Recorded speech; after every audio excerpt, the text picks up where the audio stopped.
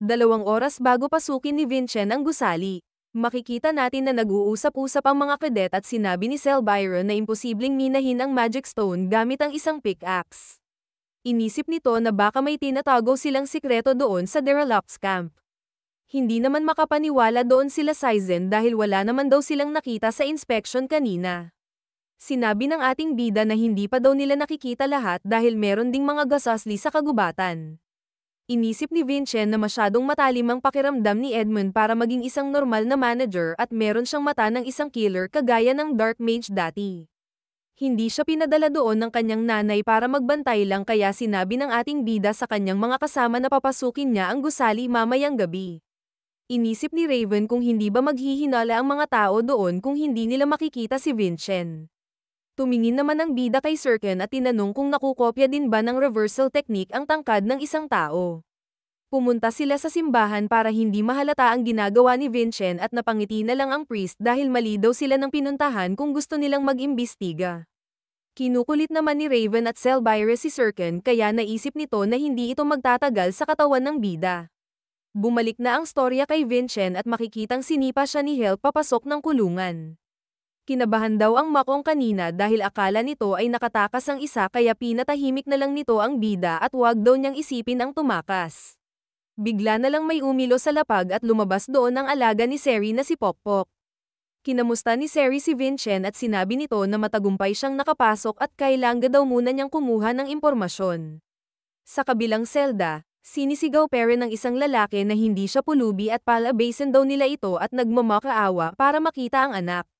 Makalipas ang ilang minuto ay lumapit ulit si Hel kay Vincent at sinabing oras na para kumain. Pilit na isinubo nito sa bunganga ng ating bida ang isang pil pero pinapalayo siya ni Julian dahil hindi daw nila alam kung saan gawa iyon. Tama daw si Julian na hindi nila alam kung ano iyon pero ang pinakamadali daw na paraan para malaman ay ang subukan niya ito mismo. Hindi naman napahamak si Vincent dahil ginamit niya ang reversal technique para hindi ito kumalat sa katawan niya. At kung gagamitin din daw niya ang kanyang kidlat ay malalaman nila kung para saan iyon. Nagulat naman ang ating bida dahil ang pil na iyon daw ay purong mana. Pag pinakain ang pil na iyon sa mga normal na tao ay mapupunta lahat ng mana nila sa kanilang puso at sisubog pag hindi na nila ito kaya. Hindi alam ng bida kung bakit nila ito ginagawa dahil kahit daw sa mga martial artist ay delikado iyon. Pero, para sa kagaya ni Vincent na nag-iipon ng mana sa puso ay para itong power-ups. Makalipas ang ilang araw ay papunta sila sa bagong lugar at ngayon lang daw sila makakatangtong doon. Tinuro ni Hel ang pintuang may kakaibang mana at sinabing isa-isa silang pumasok doon. Makikita natin ang inis sa mukha nito dahil puro palpak daw ang nakuha nila ngayon. Susunod nang papasok ang lalaki na hindi daw pulubi at may nakita itong kakaiba sa loob. Napaupo ito at napasigaw habang may dumadaloy sa kanyang malakas na mana. Makikitang napakasaya ni Hel dahil inaasahan daw niya na kahit isa lang daw sana sa kanila ang gumana at nangyari naman ito. Hindi mapigil sa pagwawala ang lalaki habang sinisigaw ang kanyang anak na naiwan sa kanila. Nung makita na ito ni Vincent ng malapitan ay hindi na siya magkakamali, iyon ay ang kontrata sa masamang espiritu ni Daven. Hindi makapaniwala ang ating bida na kahit pala ang hindi martial artist ay nakakagawa ng kontrata sa masamang espiritu. Iyon ang rason kung bakit nila pilit pinapakain ang mga pil sa normal na tao. Buti na lang daw ay meron isang gumana at matutuwa daw dito si Manager Edmund. Nakita ng isang makong si Vincent na hindi pa pumapasok at tumingin sa kanya si Hel at sinabing matuloy pa sana niya ang swerte. Tinulak na nito ang ating bida sa loob at makikitang puro itim lang ang nakita doon ni Vincent. Iyon daw ang lugar kung nasaan ang masasama niyang alaala at pilit iyon pinupuntahan ng masamang espiritu para makuha ang kanyang puso. Nakita niya doon ang tunay niyang nanay at tatay na kung ano-ano ang sinasabi sa kanya. Inisip ng bida na simula pinanganak siya hanggang sa mawala ay hindi nila natanggap si Vincent. Naglabas ito ng skill papunta sa kanyang mga magulang at lumabas na ulit siya sa katotohanan. Hindi alam ni Hel kung gumana ba o hindi dahil hindi gumagalaw ang ating bida. Bigla na lang siyang naglabas ng malakas na kidlat at nagdulot ito ng malakas na pagsabog. Akala ng iba ay inaatake na naman sila ng mga pirata at napansin ng priest at ni Sirken na ang direksyon na yun ay ang lugar kung nasaan si Vincent. Galit na sumigaw si Hel at sinabing hulihin nila ang lokong nagpasabog ng gusali. Biglang sumulpot sa kanyang likuran ang ating bida pero nasalag naman ito ni Help. Sa isang napakabilis na galaw ay naputol ni Vincent ang kamay ng Makong nang hindi niya namamalayan. Inalis na ng bida ang reversal technique at sinabing bilang isang tao at martial artist ay hindi niya pwedeng palagpasin ito. Sinubukang atakihin ng dalawa ang ating bida sa likod pero bigla na lang itong nawala at mabilis silang natalo. Tinakat ni Vincent si Helk at sinabing pag hindi niya naagapan agad ang kanyang kamay ay hindi na ito mababalik pa sa dali. Madali naman siyang nagtawag ng backup at sinabing marami dong sugatan at kailangan nila ng mga priest. Gumana naman ang plano ni Vincent dahil pag pumunta daw doon ang priest ay susunod ang mga cadet dahil binabantayan nila ito. Niyayanin ng bida si Julian sa loob at sinabing kailangan nilang ungkatin kung ano talaga ang nangyayari doon. Inatake agad ni Vincent ang nakita niyang bantay kaya nakita ito ng kanyang mga kasamahan. Sinugod nila ang bida ng sabay-sabay at sinabing huwag palapitin sa kanilang workshop. Bumwelo siya at ginamit ang Absolute Sword Slash, Alternate Form, Chapter 1 at tinapos sila ng isang iglap. Hindi naman alam ng mga nasa baba ang nangyayari at nakita na lang nila na ginagamit ni Vincent ang kanyang Lightning Giant at natalo na niya lahat ng bantay. Habang nagpapahinga ay muntik na siyang tamaan ng isang espada at narinig nito na may nagsalita sa taas at sinabing masyado daw naging sikim si Vincent. Siya ay ang 7-star martial artist ng pamilyang Vior, ang Jester Lancerton. Sinabi ni Julian na siya ay ang halimaw na kabilang sa 5 pinakamalakas na martial artist ng pamilyang Vior. Dahil kilala siya ng ating bida ay nagyabang ito at tinanong kung nakikita ba ni Vincent kung gaano kalaki ang agwat nila. Inisip maigi ito ng ating bida at sinabing si Railsa at Sirken ay mga 7-star martial artist pero nakikita niya na walang ipapanalo itong Jester nato sa kanilang dalawa. Tinutok ni Vincent ang espada sa kanya at sinabing masyado siyang mahina kumpara sa mga 7-star na kilala ng bida. Binato ng mga espada ng Jester ang ating bida at tumawa ito ng malakas dahil akala niya ay natalo na niya si Vincent. Nasa tabi na pala ng Makong ang bida at sinabi nito na mas pangit pala ang kanyang maskara sa malapitan. Hindi makapaniwala ang Jester dahil sigurado siya na meron siyang tinamaan at pagtingin niya sa baba ay meron pang isang Vincent na nandoon. Iyon ay ang naka-reversal technique na si Sirken at makikita natin na madali nitong naharang ang mga atake ng Jester. Hindi na nag-aksaya ng oras si Sirken at agad nang tumalon at pinutol ang ulo ni Jester Lancerton. Bumalik na sa totoong itsura si Sirken at tinanong niya kung plano ba ito lahat ng ating bida. Sumagot naman si Vincent at sinabing dahil pinakita ni Sirken kung ano ang kaya niya doon sa Derelicts Camp ay naisip niya na maglalabas din sila ng isang malakas na martial artist. Bigla naman dumating si Raven at galit na hinahanap ang mga kalaban. Sinabi ni Vincent na wala nang nandoon at plano niyang pumunta sa ibabang floor para malaman kung ano ang tinatago ng mga tao sa mail tomb. Natalo na nila lahat ng bantay sa baba at meron silang nakitang matandang lalaki doon at mga kasama nito. Tinanong ni Vincent ang matanda kung ano ang nangyari at kung ano ang ginagawa nila doon. Sinabi ni Lolo na dinukot sila ng priest na si Losane at pilit na dinala doon para gumawa ng magic stone. Ipinaliwanag nito na meron silang ginagamit na pinto para sa pilitang gumawa ng kontrata ang mga taong may talento sa mana sa mga masasamang espiritu. Kahit na karamihan ay nanghihina at namamatay pagkatapos makain ng masamang espiritu ay meron ibang maswerte kagaya ni tatay na nabubuhay at sa pilitang pinagtatrabaho. Galit na galit si Vincent dahil ang temple at ang Marshall family pa na dapat nagpoprotekta sa mga mahihina ay ang may kagagawan nito. Hindi alam ng ating bida kung nasaan ang hustisya sa panahon nilang iyon. Tinuro ng isang lalaki ang isang bola at sinabing lahat ay ginagawa gamit yon. Iyon daw ang panggawa ng magic crystal na gumagana gamit ang dark magic at pwede nitong kunin ang mana panggawa. Wala namang sabi at hinawakan bigla ni Vincent ang bola at makikita na naglalabas siya ng malakas na mana. Sinabi niya na kumain siya ng mana pill at lumusat sa pinto kagaya nila kaya malamang ay kaya din niyang gumawa ng kristal. Matapos ang ilang segundo ay makikita natin na matagumpay si Vincent at hawak na niya ito. Tinanong niya kay Julian kung pwede ba nilang gamitin yun para ma-record ang lahat ng nandoon at masaya namang sumagot si Julian at sinabing posible iyon at makakakuha sila ng hindi matatawarang ebidensya. Habang ginagamot ng priest ang isa sa mga bantay ay nagalit ito dahil nagawa daw sa kanila yun ng isang bata. Bigla naman dumating si Vincent sa kanyang harapan at hindi na niya ito pinagsalita at sinampal na lang agad. Napakawalang hiya daw ng priest dahil ginagamit nila ang mga inosenteng tao para magkapera. Sinabi ni Vincent na simula ngayon ay hindi na nila magagamit ang pasilidad na iyon at ipapadala silang lahat sa Tower of Judgment para mahatulan. Bigla namang dumating si Edmund at sinabing hindi niya gusto yun dahil nag-uumpisa pa lang ang kanyang mga plano. Hindi pala iyon ang tunay na itsura nito at binuksan niya ang katawan ng malaking lalaki at lumabas. Pinakilala niya ng maayos ang kanyang sarili at sinabing siya ay ang first-class tactician of Nightmare na si Edmund. Hindi alam ni Vincent kung ano ang Nightmare at tinanong niya ito kay Julian. Ngayon lang daw niya narinig iyon at sinabing baka isa itong sikretong organisasyon. Inisip ng ating bida na kung sinabi niya lahat ng iyon ng basta-basta ay plano talaga nitong patayin ang lahat. Sumigaw naman ng malakas ang priest at si Help para manghingi ng tulong kay Edmund.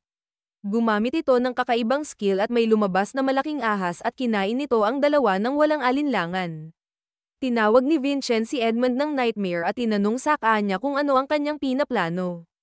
Hindi niya sinabi ang eksakto niyang plano pero sinabi nitong isa silang grupong nangangarap ng mas magandang mundo at pinitik nito ang kanyang daliri. Pagkapitik ni Nightmare ay makikita nating naglabas siya ng napakadaming undead at galing iyon sa mga namatay doon sa lugar. Mayabang pa nitong sinabi na gagawin daw niyang puppet ang ating bida at lahat ng kanyang kasama. Sumugod na ang mga undead at madali naman itong natalo ni Vincent gamit ang Great Sword Splitting Slash. Habang nakikipaglaban ay napansin ni Raven na napakadami daw nito at hindi nauubos. Bigla na lang silang may narinig na babaeng nagtatanong kung kailangan ba nila ng tulong. Walang hirap nitong tinalo ang mga undead na nasa lapag at nadama nila Vincent ang lakas ng kanyang atake. Sinabi ng headmaster na kaya daw siya pumunta doon ay pinilit siya ni Vargan para bigyan sila ng grado.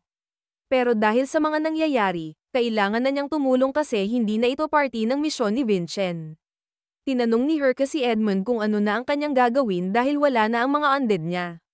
Hindi pa pala sila ubos dahil naglabas na naman siya ng isa pang malaking ahas.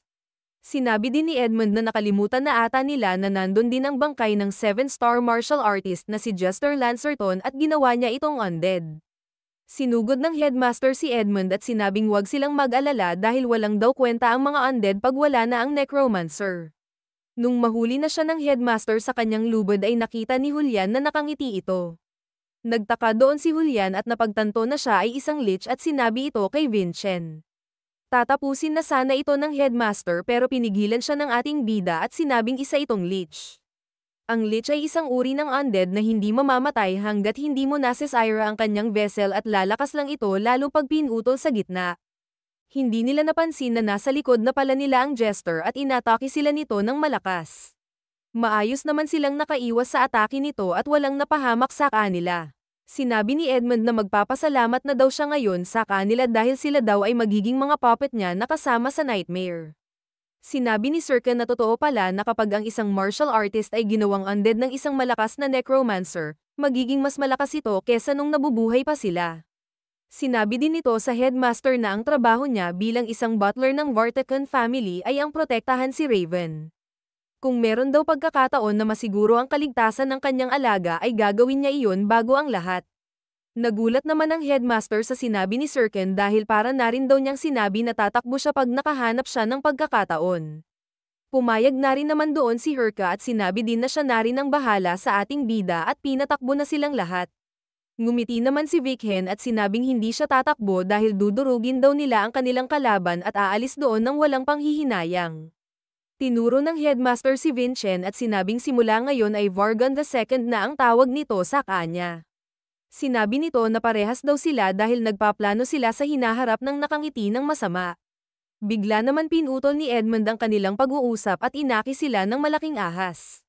Nakaiwas dito si Vincent at naglakad siya sa likod ng undead papunta kay Edmund at inatake ito ng harapan. Nasalag naman niya ang atake ng bida at sinabing hindi uobra si Vincent sa kanya. Alam ito ni Vincent kaya sinabi niya na hindi siya ang kanyang kalaban at isa lamang itong patibong.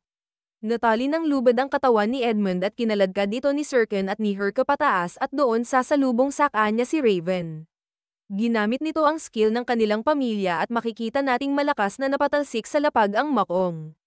Tumayo ito ng dahan-dahan at sinabing sila pala ang kanyang kalaban, ang susunod ng Patriarch ng Vartecon at dalawang 7-star martial artist. Natawa naman siya ng malakas at sinabing nagkakamali sila kung akala nila na sapat silang tatlo para talunin siya. Sinabi ng headmaster na wala na silang magagawa dahil sinabi ni Vincent sa kanila na magiging okay lang sila kaya naniwala naman sa kanya ang tatlo. Masyado daw silang nagtitiwala kay Vincent at sinabi nito na sa mga oras na iyon ay natalo na siguro siya.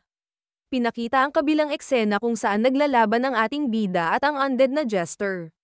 Tinanong nito si Julian kung hindi pa rin ba siya handa at sumagot ito na lahat daw ay nangyayari ayon sa plano pero kailangan pa niya ng konting oras.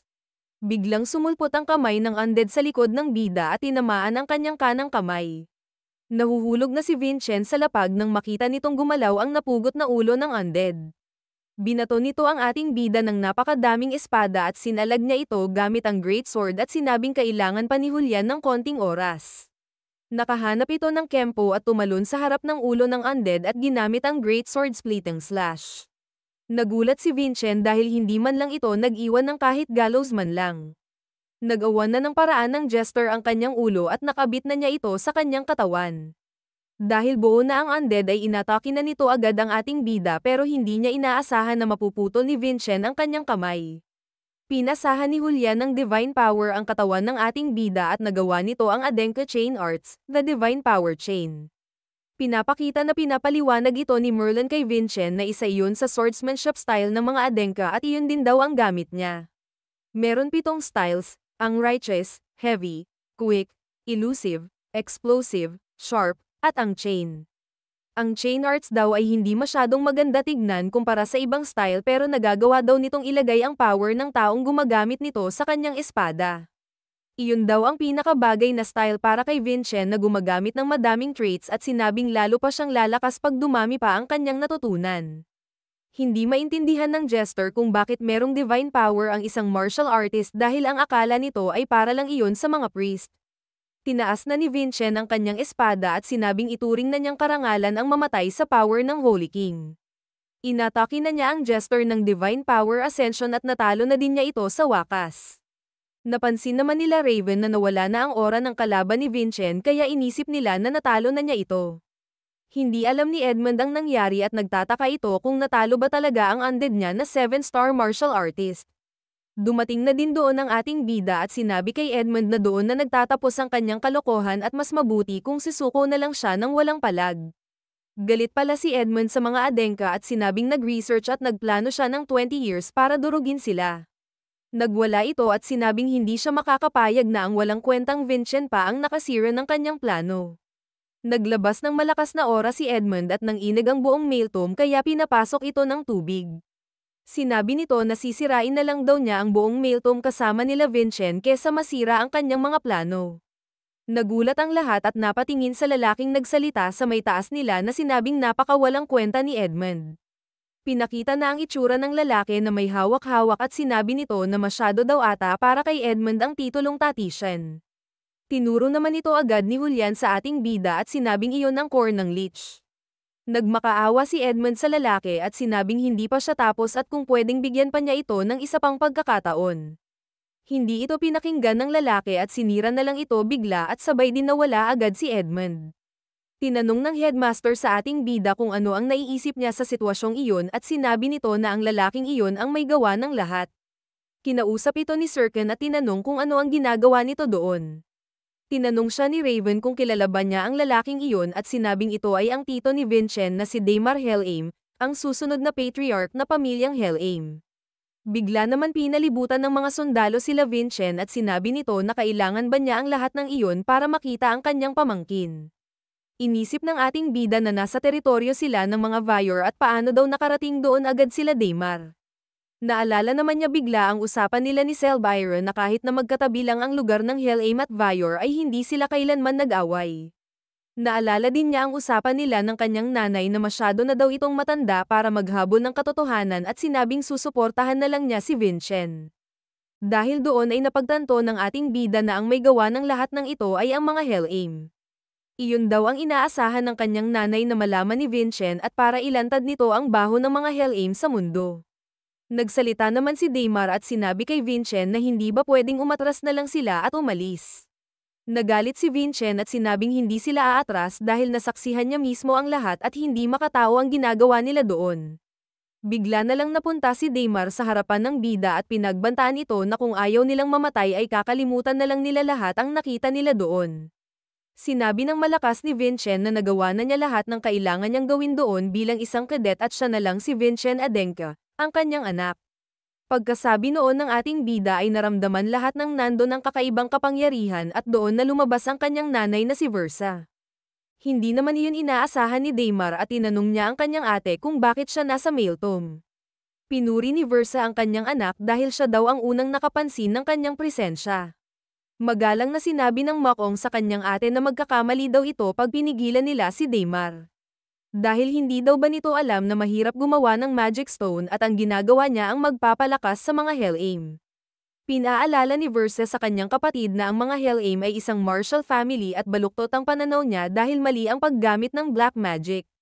Nagpalusot ito na si Edmund lang daw ang gumagawa nun kaya hindi na niya kailangan mag-alala dahil patay na ito. Nagalit si Versa at sinabing nakalimutan na ata ng kanyang kapatid ang power ng kanyang mata dahil ang lakas ng loob nitong magsinungaling. Hindi naman na nakapagtimpi si Daimar at sinubukang atakihin ang kanyang ate. Bigla na lang naputol ang kamay nito at nakita ang napakalakas ng atake. Doon ay makikita natin na pinagtanggol ng patriarch ang kanyang asawa. Napansin ni Vincent na nawala ang madilim na kalangitan sa isang hampas lang ng espada ng kanyang tatay. Siya ang tunay na descendant ni Arslan, ang tatay ni Vincent, at ang sumisimbolo sa lakas ng mga Adenka. Tinanong ng patriarch kay Versa kung ano ang gusto niyang gawin sa sitwasyong iyon. Kahit mabigat sa loob niya na makita ang kapatid niya na ganun, kailangan niyang itama ang pagkakamali ng mga Hell-Aim. Sinabi niya mismo sa kanyang kapatid na kailangan nitong tanggapin ang responsibilidad ng lahat ng nangyari doon. Sa gitna ng kanilang pag-uusap ay dumating na din sa wakas ang Black Sword Unit ng Adenka at ang Temple ng Gaia. Habang tinatali si Daimar ay tinanong niya ang kanyang ate kung planado ba niya ang lahat ng ito. Sumagot naman si Versa at sinabing wala siyang ibang gusto kundi makita ang mga Hell-Aim na nasa tamang daan. Kinamusta ng patriarch ang kanyang asawa at sinabi nito na kahit medyo natagalan ay nagawa din niya ang kailangan niyang gawin. Tinatali na ng Black Sword Unit ang mga martial artist ng Hell-Aim at nakatali na din ang mga priest sa mailtom. Pinagbantaan ni Dallan ng isang priest at sinabing kailangan niyang sabihin ang lahat sa Geramil trial para kahit papaano ay mabawasan ang kanilang parusa. Nakita naman ni Dallan si Vincent at agad itong pinuntahan at tinanong kung ayos lang ba siya. Bigla naman naalala ng ating bida ang kanyang misyon at tinanong sa headmaster kung ano ang resulta nito. Sinabi ni Herka na kahit na nakatulong si Vincent sa problema doon ay ang kanyang pangunahing misyon ay ang protektahan ang mga priest at nakita niya na nasaktan ang mga ito. Masaya namang sinabi ni Dallan na hindi kailangan mag-alala ng headmaster at tinawag ang priest na nakaupo. Habang may nakakatakot na ekspresyon ay tinanong ni Dallan ang mga priest kung maayos bang nabantayan ni Vincent ang mga priest. Naintindihan ng dalawa ito at sinabing siya ang pinakamagaling na bodyguard na nakuha nila at nagawa nito ng maayos ang lahat ng kailangan niyang gawin. Wala naman ang nagawa ang headmaster at sinabing kung ganun ay kahit si Vargan ay papayag na din dito. Binigay na nito kay Vincent ang kanyang pin at sinabing napasa ng ating bida ang advancement exam at siya na ay isang ganap na rank 8 cadet. Habang masaya ang lahat para kay Vincent ay makikita natin na paalis na ang mag-asawa. Inisip ni Daimar na kung si Versa lang daw sana mismo ang pumunta sa mailtom ay may tatago niya sana ang lahat. Dahil daw alam ng ate niya na itatago nito ang lahat pag siya ang pumunta ay si Vincent ang kanyang ipinadala. Nakatakas ang Makong sa dalawang Black Sword Unit at agad na sumugod patungo kay Vincent. Nagulat naman si Railsa at Sirken dahil hindi nila ito inaasahan at hindi na daw sila aabot sa atake ni Daimar. Bigla na lang may dugo na tumalsik at nakita na lang si Vincent na nasa harap na niya ang kanyang nanay at hiniwan nito ang ulo ng kanyang kapatid. Malungkot na sinabi ni Versa wala na siyang magagawa dahil kailangan niyang ipagtanggol ang kanyang anak. Napaisip si Vincent na hindi man lang niya napansin ang atake at kaya siguro tinawag na giant ang kanyang nanay ay dahil sa kanyang lakas. Nakita ng ating bida na nanginginig si Versa at ipinakita niya ang magic stone na gawa sa kanyang mana at sinabing nandun lahat ng ebidensya sa nangyari doon. Habang kinukuha ay sinabi nito na nabawasan ang iintindihin niya dahil doon at isosoli na lang niya ito sa kanya pagkaimbestiga. Hinawakan ni Vincent ang kamay ng kanyang nanay at sinabing hindi na kailangan dahil regalo na lang niya iyon sa kanya. Hindi man daw ito kasing halaga nang nawala sa kanya ngayon ay gusto pa rin ng ating bida na bigyan siya ng regalo. Wala naman masyadong masabi si Versa kaya napangiti na lang ito ay sinabing salamat. Kinagabihan sa castle ng Vior family, makikita natin na nandun si Khan para patayin ang patriarch ng mga Vior. Nagulat ang lahat dahil sobrang dali daw nito natalo ang kanilang captain. Sinabi ng ating patriarch na kabilang ang Vior family sa masasamang nangyari sa Maelstrom at ang Hamarang Sak-a niya ay itutumba niya. Hindi ko alam kung ano ang tumatakbo sa isip ng mga bantay na pero sinugod pa rin nila si Khan. Inatake niya isa-isa ang lahat ng Hamarang Sak-a niya at madali niya itong natalo sa isang iglap. Nakapasok na si Khan sa kwarto ng patriarch ng Vior at sinabing lahat ng ebidensya laban Sak-a nila ay napasa na sa Geramil, ang Tower of Judgment. Sinabi din nito na pinatawan ng patriarch ng pamilyang Vior ng agarang kamatayan ayon sa Geramil. Binigyan ni Khan ng Hansa ang patriarch para magsisi at sinabing pwede niyang tapusin ang sarili niyang buhay. Sumigaw ito at bigla naman may sumulat sa likuran ni Khan pero walang hirap niya itong tinamba. Sinabi nito wala na siyang magagawa at tuluyan ng pinatay ang patriarch. Sa loob ng karuwahe ay makikitang nanghingi ng tawad ang nanay ng ating bida dahil siya daw ang kasabay nito umuwi kesa ang kanyang mga kaibigan.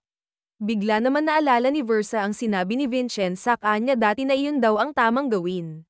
Nagpasalamat ito at sinabing nagawa niya ulit paniwalaan ang tama dahil sa kanyang anak na si Vincent. Nag-alala naman ang bida sa kanyang nanay dahil okay lang daw ba talaga siya kasi mababansagan siyang traidor ng pamilyang Hellheim. Pabirong sinabi ni Versa na nag-aalala pa daw si Vincent sa kanya kahit na meron siyang problema dahil siya ang Summiron ng Magic Stone Factory sa Maelstrom. Naalala ito ni Julian bigla at nagpatay mali siya lang si Vincent doon sa gilid. Natawa naman si Versa at sinabing parehas na parehas sila ng kanyang totoong nanay mag-react. Nagulat si Julian at ang ating bida nang biglang sinabi ni Versa na gusto niyang bumawi kaya ay kwento niya ang storya si Sir Anna Heasley at ng Heavenly Fruit kay Vincent. Tinanong nito kung konektado daw ba ang Heavenly Fruit sa totoo niyang nanay at sumagot naman si Versa na natanggap iyon ni Sarvana dahil siya ang napili ng Heavenly Fruit. Dati, si Khan ang rank 1 representative at malapit nang matapos sa Crimson Fortress at si Versa at Sarvana ang kasama niya lagi sa misyon. Meron isang ritual doon na kailangan muna matalo ang isang monster sa Nile Falls na malapit sa fortress bago mag-graduate. Si Sarvana ay maganda at malakas kaya hindi siya nahuhuli kung ikukumpara kay Khan. Nahuli siya ng monster at nagkunwaring natatakot para ma-atake ito ni Versa at matapos na ni Khan. Masaya si Sarvana dahil maganda daw ang kanyang acting at natapos na nila ang misyon. Kinuha na ni Khan ang perla sa gitna ng monster at sinabing tradisyon iyon na nanggaling pa sa panahon nila Arslan. Nagtaka naman si Sarvana dahil masyado daw madali ang monster na iyon para sa isang rank 1 na malapit nang mag-graduate. Napansin din niya na kakaiba daw ang waterfall na nandun dahil dumadaloy pa din ito kahit na napakalamig sa Crimson Fortress. Si Versa ay laging masaya at bibo kaya madalas siyang nakakakita ng ibang anggulo kumpara sa iba. Naisip nito na posibleng may iba pang misyon maliban sa pagtalo ng Muzner at baka makikita ito sa likod ng waterfall. Nagtaka naman ang dalawa kung paano sila pupunta doon dahil napakalakas daw ng bagsak ng falls pero ngumiti lang ito at sinabing may alam siyang paraan. Pumunta sila sa matarik na daan sa gilid na falls at sinabing iyon lang ang daan papunta sa loob. Habang nagsasalita ay biglang napatid si Sarvana at nahulog kaya sumunod sa kanya ang dalawa para iligtas siya. Nagising na lang siya sa loob ng waterfall at sinabing tama ang hinala niya. Pinaigat siya ni Versa at galit na sinabing muntik na silang mamatay dahil sa mga kalokohan nito. Napansin ng dalawa na himala ito dahil wala man lang gallows si Sarvana kahit inanad siya ng napakalakas na tubig ng falls. Kinabahan si Khan at Versa dahil bilang may nagsalita sa kanilang likod at sinabing hindi daw yun himala dahil siya ang nagligtas kay Sarvana. Pinigil naman sandali ni Vincent ang kwento at tinanong kung may tao daw ba doon. Ang nagsalita daw doon ay ang tinatawag nilang Heavenly Fruit at ang totoong anyo nito ay isang dragon. Tinanong sa kanila ng dragon kung sino sa kanila ang naghahanap ng katotohanan. Tinanong nila sa dragon kung ang tinutukoy ba nito ay ang prophecy na galing sa pamilyang Adenka. Nagalit naman ang dragon dahil nahanap daw nila ang lugar na iyon nang wala silang alam. Sinabi ng dragon na pasensyahan na lang dahil papatayin na niya sila at inatake na ito agad. Hindi nila ito kayang labanan kaya ang naisip nilang plano ay ang tumakbo palabas. Ginamit ng dragon ang kanyang magic at biglang lumakas ng sobra ang bagsak ng waterfall. Sinabi nito na wala na silang matatakbuhan at tanggapin na lang ang kanilang kamatayan.